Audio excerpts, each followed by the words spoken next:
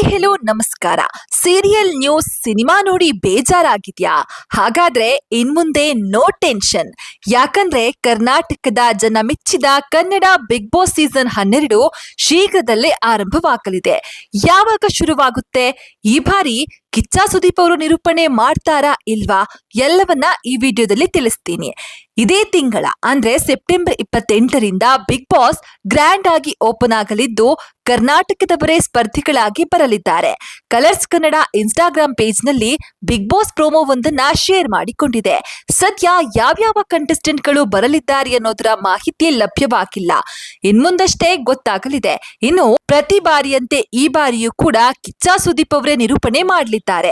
ಈ ಹಿಂದೆ ಸುದೀಪ್ ಅವರು ಇದೇ ನನ್ನ ಕೊನೆಯ ನಿರೂಪಣೆ ಅಂತ ಹೇಳಿದ್ರು. ಇದೀಗ ಸುದೀಪ್ ಅವರು ಕಲರ್ಸ್ ಕನ್ನಡದ ಮನವಿಗೆ ಸ್ಪಂದಿಸಿ ಈ ಬಾರಿ ಕೂಡ ನಿರೂಪಣೆಯನ್ನ ಮಾಡಲಿದ್ದಾರೆ.